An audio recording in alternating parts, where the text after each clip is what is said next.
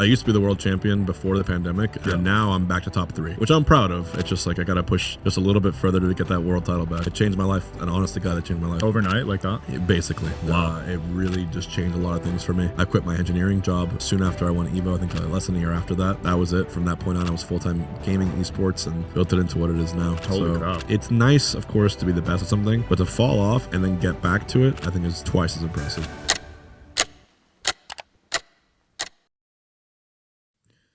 All right, guys, we got Hungrybox here out here for EVO, right? Yeah, doing some content with EVO and Zenny and Team Liquid. Nice. How's the conference been this year? It's been good. I mean, the event's always packed full of people, and when, you know, I can only go a few feet before I like stop and see someone that I know.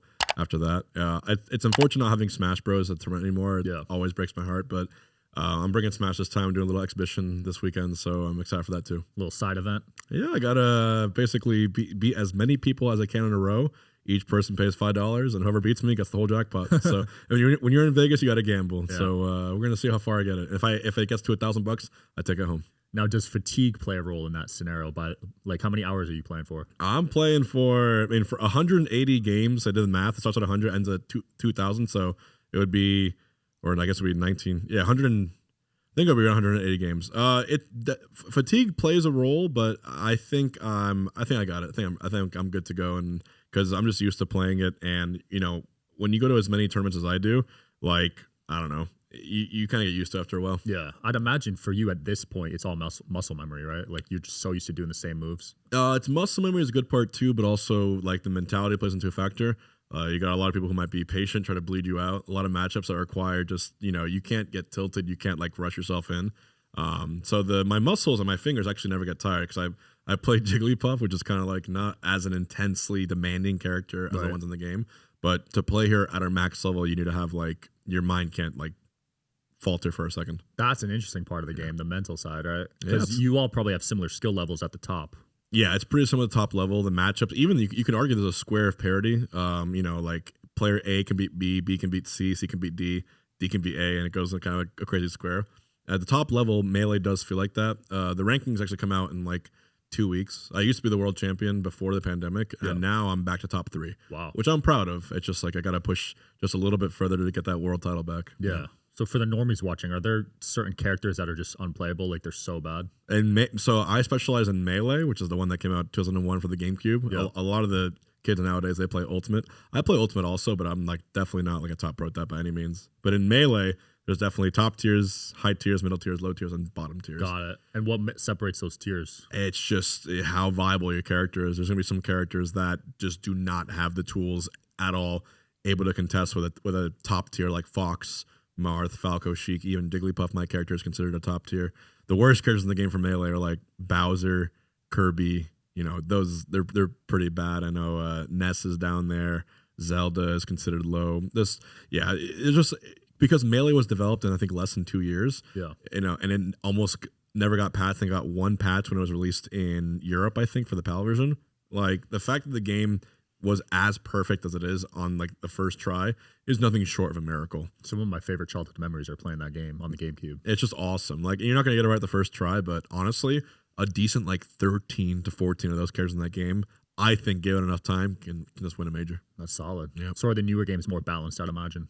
They are more balanced, but also because a game like Ultimate, you know, you get to iterate, right? You get to launch out updates and you can download them. And games like Melee, they were on these little discs, so you couldn't update it once it's released. You just play test it as much as you could and hope for the best if you're a developer. I think back then, 2001, when it was released, metas, competitive things, they weren't, you know, seen as serious a thing. I think it took a bunch of people who are, you know, super hardcore enthusiasts about the game to create a competitive scene, and then you kind of roll with the punches, right? You take a game, you know, there's characters that are bad. I mean, hell, we don't even use 95 or 90% of the stages in the game. We play on 6 stages. We use no items, but it creates kind of a really beautiful meta that is really fun to watch. And I mean, even viewership right now, a Smash Bros major for Ultimate and a really good Smash Bros major for Melee will probably get the same viewership now. Really? Oh yeah. Wow, that's fascinating. When Brawl came out, Melee didn't die because Brawl and Melee were so different games that the Melee audience, they tried Brawl and they said, we don't really like this. We're gonna keep playing Melee. And then the new Brawl kits came. When Brawl died, Smash 4 came out. When Ultimate came out, Smash 4 died. So the Brawl audience went to Smash 4, and they went to Ultimate. And when Smash 6 comes out, that entire Ultimate audience, of course, is going to go to Smash 6, and Ultimate will die. But Melee, it never really had a true sequel. Is it because it's the first one? It's just nostalgic for people. You think? It's actually the second one. Oh, the second one. The first one was Smash 64 for the N64, which I think you probably played growing up too a little bit. I didn't play that one actually. My first console. I'm 28. You're 28? Yeah. Oh man, I forgot how old I am. I'm an unk. I'm 32. Unk status. Yeah, exactly. It's exactly what it feels like. But at the same time, that game has a little hardcore audience too that still plays it. They never really had a true sequel. Melee, the reason people still play it is because it's the fastest, it's the most fluid, it's the most hardcore of the games. And I think people who compete at the top level for anything, speedrunners, that sort of thing, they really want the hardest challenge. Yeah. And even 24 years later, people are still discovering new tactics, new metas, and even using characters that were considered like bad. Like Donkey Kong was considered kind of a low tier character. Like it was kind of just slept on. And like I think in the past 4 years maybe, there was like this thing called the Donkey Kong Renaissance. And you had a guy recently named Junebug. He got 3rd place at like the biggest melee tournament of the entire year. Wow. I think last year with DK, solo DK. That's crazy. So who knows what we're going to see next in the game. That's why, for a game that has no updates, somehow the players keep figuring out how to update it. That's interesting. It's like those speedrun videos you see, how someone always manages to beat the time of a game that's like 50 years old. Oh, and I love speedruns, right? Because there's nothing short of perfection. You have TAS tool assisted speedruns. Those are going to show you how to be the game fast as possible. And I think watching humans get as close as possible to becoming or matching the TAS level, it's just beautiful to watch. It's a journey. Shout out to Summoning Salt, by the way, one of the best YouTubers ever. Oh, his videos are great. I've seen so many. Have you attempted any speedruns yourself on anything? I tried speedrunning Mario 64. Did not go well, but I got the appeal. Yeah, I can see why it's addicting for sure. It's no joke, right? You got to know your stuff. And honestly, the cool part is once a new route is discovered, I think the newest major trick in Mario 64 is called carpetless, which is like saves you, I don't know, like almost a full minute or something, or 30 seconds at least. But it happens at the end of the run. It's an extremely difficult, high-risk maneuver. But of course, as soon as one guy pulled it off, he got the world record immediately. And so every other speedrunner was forced to do that crazy maneuver at the end. And the record got passed around and stuff. And it's just cool. It's like seeing the race to perfection constantly change every day. Do you play any other fighting games or just Melee? I just play Melee and I play Ultimate too. I use Jigglypuff in both. And the only other game that really has taken over my life and my free time is Balatro. What's that one? Balatro is a poker roguelike. It's not gambling at all. It's a roguelike game. So you win a level, you go to the shop, you upgrade using jokers. Oh. And you would think that sounds kind of weird for poker, but it was nominated for Game of the Year. And I think it should have won, in my opinion, over Astro Boy. It was quite literal. And it was made by one guy, just named Local Thunk, who no one knows who he is. He's an anonymous person, but he captured lightning in a bottle and made this perfectly addicting, beautiful roguelike game that has so many ways you can play it, and it's a one-player game. And the community around it even made a mod to make it competitive, and I play that on stream sometimes too. So I think I might have seen clips of that on social media. Probably, yeah. But honestly, this makes me respect indie game devs so much, because when you get a game that good, you deserve all the millions of dollars that you get for sure. Yeah. Do you feel like any recent games are like solid, like on PC? I'm a PC gamer. What I tell people is that I'm the least gamer you'll meet. That's why me even liking Balatro that much is rare for me, because I usually just stick to Smash. And I think the reason is I've tried variety content and it's there too, but something about just me, how immersed I am in the meta in tournaments. I run tournaments also for Smash, the biggest online ones in the world actually. Mm-hmm. I'm just so immersed in the storylines and perfecting my craft in it too, that's where the majority of my audience is. And when it comes to other PC games, I think after like 7 hours of streaming in a day, the last thing I want to do is play more video games. Yeah. So maybe it's me getting old too, but every once in a while, a game will creep along like Balatro that I'm like, I'll play even outside of work. On the plane, on the way here, Other than Smash, which fighting games would you say have the biggest communities, like biggest viewership numbers? I would say, we're at EVO right now this weekend. I think the headlining is always going to be Street Fighter 6. But funnily enough, Street Fighter 6 is the biggest, but if Smash was here, like Ultimate, and they announced it to come back, I think it would quickly usurp that #1 title. Wow. Well, maybe this week, maybe this year, I'm not sure who would be #1, but Smash actually has the most copies sold of any fighting games. Holy crap. The Ultimate individually. So it has technically the biggest audience, It's just, unfortunately, Nintendo doesn't see eye to eye with, I believe, like the Western ideals of what esports are. I think they view it more as gambling. I'm just hoping one day they change their mind on it and they really see how special it is. And like with a formalized rule set, with a formalized community, and the meta's been growing, it really isn't gambling at all. It's a true show of skill with very little randomness. You know, maybe a slight speck of randomness given certain matchups, but it really does show you these incredible storylines and these brands, these platforms that players build. That could be a young teenager from Tijuana, Mexico, you know, just a young kid, and now he's, you know, king of North America in Smash. I'm talking about Spargo and MKLeo, great examples. Aquila, Japanese champion. Just these kids, their entire lives change just by being good at Smash. That's cool. And I just really wish Nintendo sometimes took the Capcom approach to these fighting games, because Capcom really embraces the competitive community. They really allow, like, you know, everyone runs their tournaments. We have it here. This is like the mecca of fighting games, like the Super Bowl of fighting games. It really does feel like Smash should belong here. So I was very fortunate and lucky that they allowed Melee to be here the year that I won. Melee was here 2013 through 18, and I won in 2016. So, and it changed my life. Honest to God, it changed my life. Overnight, like that?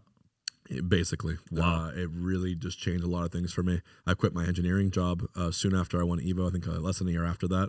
And that was it. From that point on, I was full-time gaming esports and built it into what it is now. Holy crap.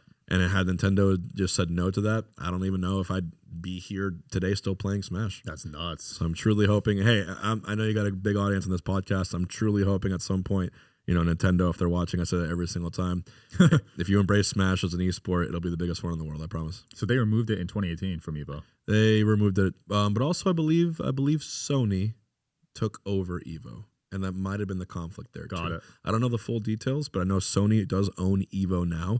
And maybe part of the reason Nintendo doesn't have Smash at EVO anymore, because I think Sony wants Smash there. They don't mind it at all. They would be happy to have it. But I think it's Nintendo doesn't want their game to be at a competing platform. Interesting. Event. Again, I'm not the businessman, but that's my guess. But I still think Nintendo could actually make a lot of money.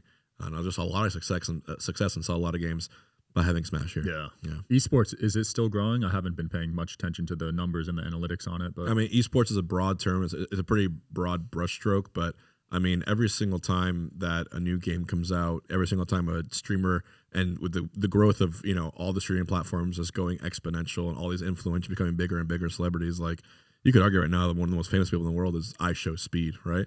There's always going to be famous actors, athletes, celebrities, but streaming is really becoming a new medium of entertainment, and not just like one of the options, but like at the same level of television. Yeah. So, and it's only going to get higher from there. So gaming and streaming have become so intertwined and entrenched with each other that anytime you do have an esport, as long as that keeps growing, I do believe esports will continue in that same path. Yeah, you're right, though. A lot of the top streamers do have some sort of gaming involved and in their content. Yeah, and we're in our I'll call it a bubble, but it's a massive bubble here in North America of what we know about esports. Like if you watch like LCS or League of Legends, or you watch the Dota championships or whatever. But over in a place like China, like I think my buddy Lewis, who's my coach, he actually went to China. He lived there for 6 months this year.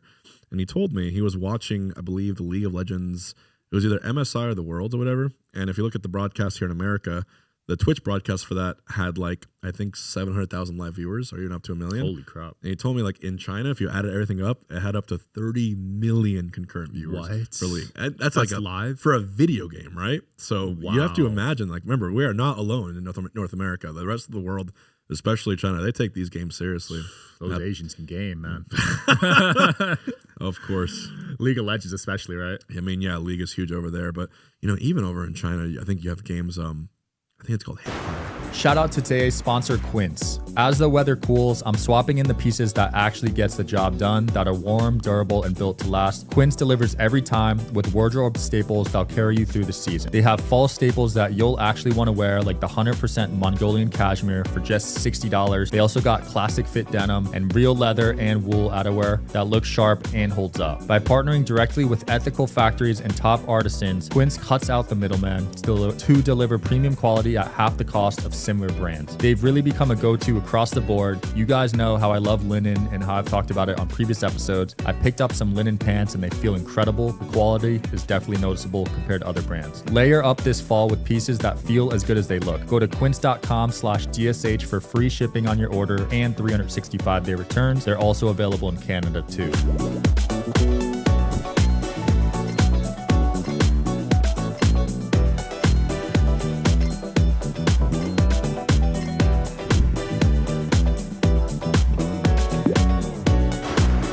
trying to remember what it was, but it's a mobile game, and there's a website called esportsearnings.com where you can see kind of a general estimate. It's not always accurate, but a general estimate of which pro athletes have made the most money, not on their streams, but the most money just off cash prizes in gaming.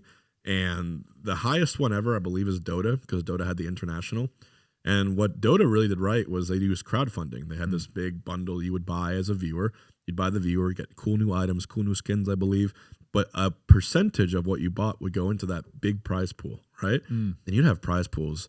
It started out, I think, $1 million. Then one time it was $5 million. And one time it was $10 million. Jeez. So these guys, teams of 5, they'd win the international and walk home millionaires. That's nuts. Off a single tournament. Wow. That's beautiful to me, man. That's the way it should be. That is nuts. I watch some of these mobile games, believe it or not. Yeah. I watch Clash Royale, if you know that one. I'm sorry, that was for Dota I was talking about, but what I was going to get to is exactly the mobile games now, that market, even in China or whatever it is, mobile games have huge payouts if you're good at it. So yeah, Clash Royale, I think, pays out 6 or 7 figs. Yeah, it's insane. Clash Royale is crazy, right? We're lucky to see it like 4 figures in Smash Bros. For a tournament. So, and that's the thing. Smash has such a big audience compared to the money you win in tournaments. Like, you really don't win a lot of money at all at tournaments. You make a living off of Smash Bros. With content, with streams, Twitch and YouTube, and sponsorships. So what's causing that discrepancy with the tournament payouts versus the viewership numbers? Well, I believe that the reason these big money has to come from somewhere, right? Yeah. And Capcom, for instance, for Street Fighter, they run the Capcom Cup. And who do you think provides the prize pool for that? Capcom. Because it's a great advertising thing. One player goes home with $250,000, but they get to showcase their game. Even the inside game arenas when you're fighting the stages have Evo branding on them. It's all integrated. It's really, really beautiful. Right. Nintendo I think because of their views on esports, they don't put money into prize pools for these sorts of things. And if I just really wish they realize what a spectacle. I mean, truly, what a worldwide phenomenon Smash Bros would be across the world if they just took that risk. Smash 6 is going to come out, and we're actually overdue for a new Smash title. As of last month, it has now been the longest time between 2 Smash titles. So they're taking their time on this one. Yeah, I believe it was because of COVID too. Obviously, it's basically a 2-year buffer for everything. But I think Ultimate came out 2018, so it's been 7 years. Wow, that is a long at least time. 7 years. Yeah, I could be wrong. It could be 2017, but yeah. So with the Switch 2 now, everyone's kind of looking at them and Sakurai. Only thing is Sakurai, who made Smash, she's making Kirby Air Riders now. We're just hoping whatever comes next is upgrade. I hope it's a good one. Yeah, we all do, man. I haven't played in a while. I feel like Melee's hard to beat, personally. Well, who do you use in Smash? So in Melee or in I can guess your character. Guess. Samus? Yeah. Oh my God! Isn't that like everyone uses that one though, right? No. Really? I just hard read you. You're What? Samus? Yeah, I thought that was a common one. I'm goaded. What gave that away? Bro, I don't know. Just like your demeanor. Interesting. You seem like a studious kind of guy. Yeah, I have to be. You do your research. You got decent posture. I don't know. Something just said Samus to me. I guess Samus users are kind of nerdy, right? One of my favorite Samus players, a kid named Plup. He's actually here for Evo for Rivals of Ether. Just legendary player. Damn, you guessed it. Shit. Damn. That's wild. That is wild, dude. Team Liquid, how's that going? I know you were sponsored in 2015, then you became a co-owner in 2021. How did that journey happen? Yeah, just they took it. Steve Arnset, the co-CEO, he was the CEO of Curse Esports. Took a chance on me when I was in college. It was a very, very basic sponsorship, like a few flights here and there. We had to stream on a platform called Azubu, which that didn't work out. But I was still happy to be, to wear the jersey. When you're a kid in college, just graduated out and you're just getting your feet wet in even the engineering industry. Anytime someone's going to pay you to play video games or even give you a flight somewhere, like you don't take it for granted. I was very happy to do it. The really lucky part was that Team Liquid and Curse Esports combined, or Liquid acquired Curse Esports, and then Steve Arnset and Victor Goosens became co-CEOs. I was a player on Curse when that merger happened, and I became like the world champion in 2016 and rank 1 in 2017. So I think they found value in me keeping those titles going. Yeah. 2018, 19. And the more I won, I had fans, but also a lot of haters when I was winning a lot.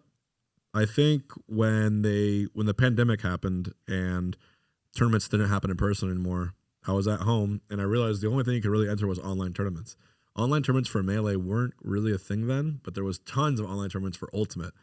And in Ultimate, I was not a top player, but I guess that made me more likable. I was like, I wasn't expected to win, but Jigglypuff in Ultimate, she's almost like a troll character because like you have to land some crazy ass maneuver to win with her, and it's super entertaining if you do. She's kind of like a hero character in that game. Weirdly enough, she's like a middle tier, like a low. She was like a low tier.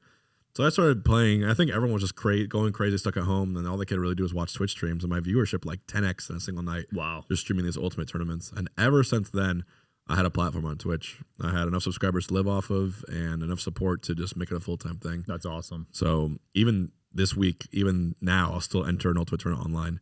And that led to the creation of the box tournament series, which was called Juice Box, Lunch Box for my followers, free to enter tournaments. One time I was like subscribed to enter. And then for like 2 to 3 years, Team Liquid partnered with Coinbase. They're still partnered with them, but one of the coolest things about that partnership is that around the time I got offered to become co-owner, they said, well, if you're going to be co-owner, we really want you to spearhead this partnership. So we came with this amazing idea called Coinbox, where it was $2,000 weekly free to enter online Ultimate tournaments. And they were a hit, man. That's sick. People love them. I'm very thankful I had that period in my life to host that.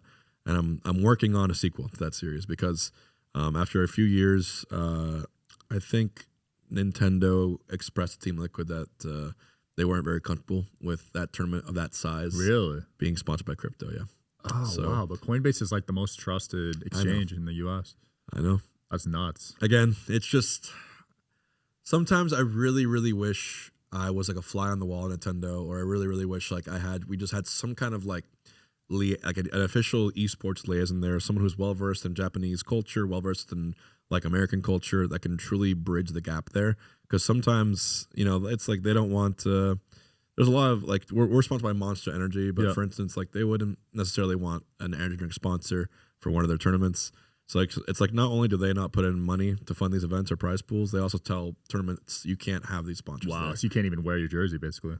Yeah, I can, but like if Nintendo's hosting an event, I can't wear it. Holy crap! Yeah, they make everyone wear black shirts. That's crazy. I might have to moderate a debate or something, a conversation. I would nothing more, but you know what? What I will say is that Nintendo, even though it's like Nintendo Japan leads everything, Nintendo of America for a good time, I think they were really understanding how special esports was. Yep. And one of the guys who really, really understood it, and we're actually friends on Twitter. We chat every once in a while. Reggie Fils-Aimé. Reggie was the president of Nintendo. I got invited to do like a big exhibition with him. I think it was at the Nintendo World Championships, where him and I did a 1v1 in Smash Bros, the new one. And I was using Jigglypuff, and he was using Ryu because Ryu had just come out from Smash. Yeah. And we just did a silly game, obviously with items on, and obviously like I beat him up pretty bad because he's the CEO of a company, like you said, and I'm just a pro gamer. But after the fact, like I remember I spoke to him, and he just really expressed to me that he really would have loved a more Nintendo in a more official capacity to embrace the esports side of things. So I don't know, man. When was that? Him and I did the exhibition, I think in 2017. Oh wow! So maybe he just didn't have the pull. It was right before Ultimate. Yeah. That's rough, man. Or I might get the years wrong, so it's been so long. But I've been competing now and doing pro gaming officially. I started when I was 13, so it's been 19 years now. Crazy. And in 19 years, there was that chance of Nintendo embracing it.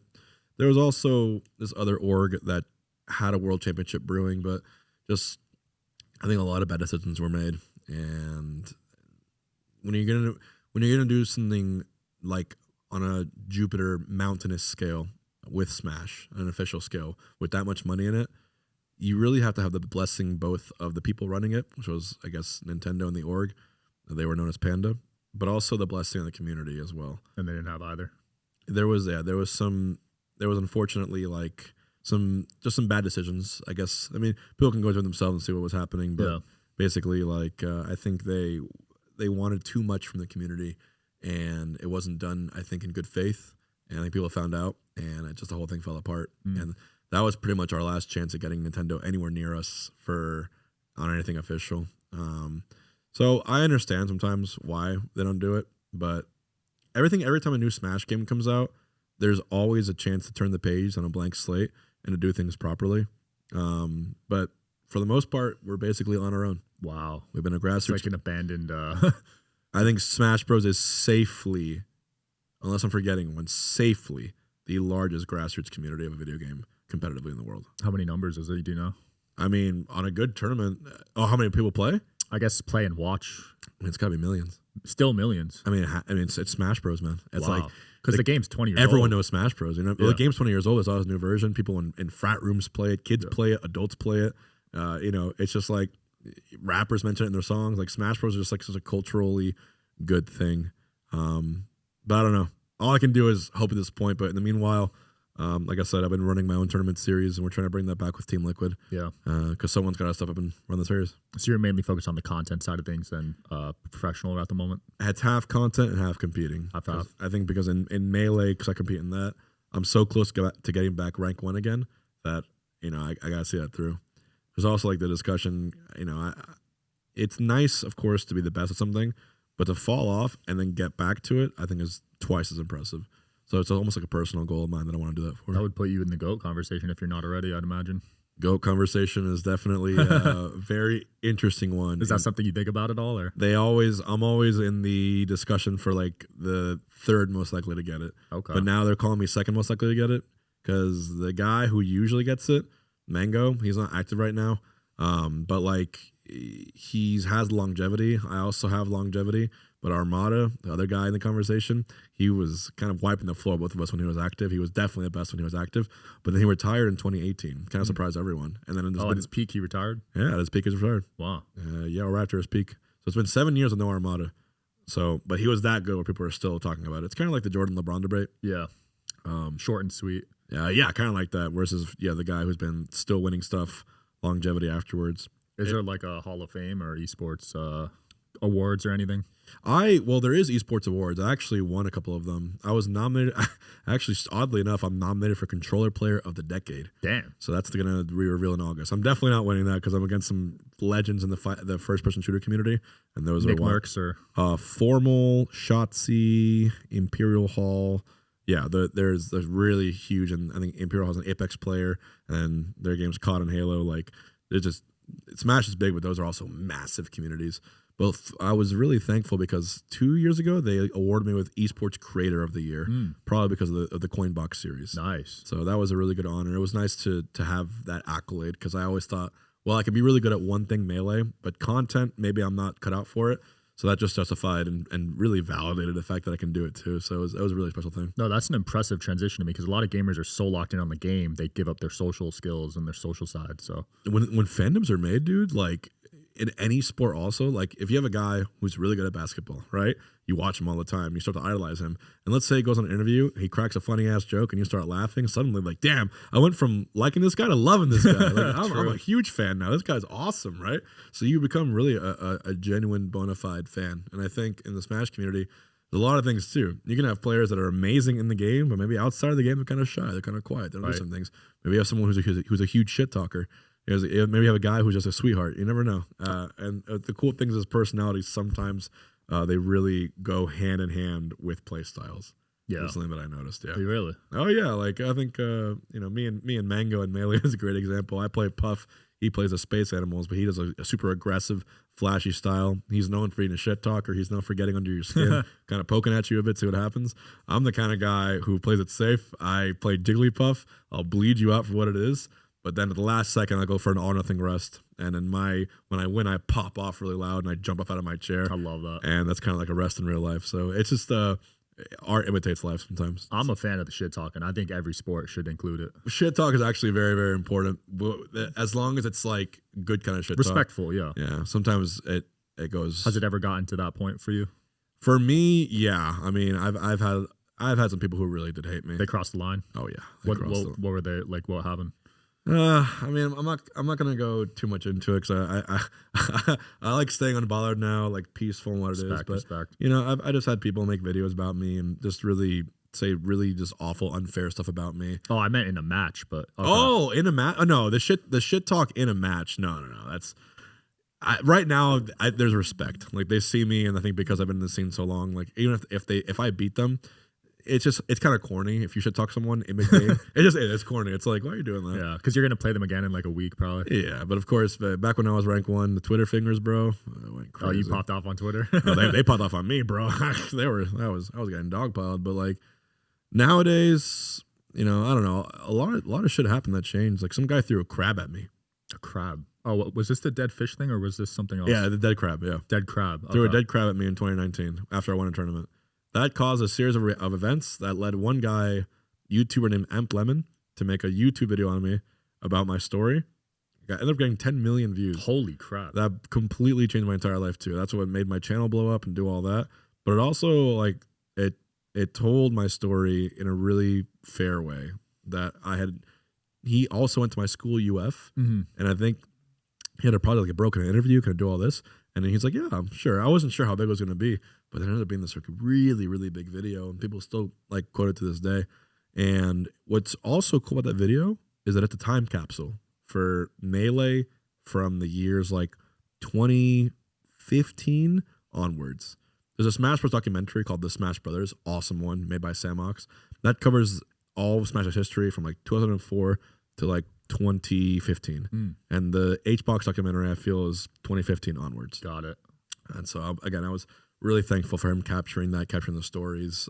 He gets most information right. Some of it hasn't aged great because in hindsight, it's just like it was made during certain sentiments right there. But for the most part, he really told my story well, which I was really thankful for. I got to check that out. I didn't realize how much hate you got back in the day. Jeez. Yeah. I was winning way too much. And also my personality was really not that good.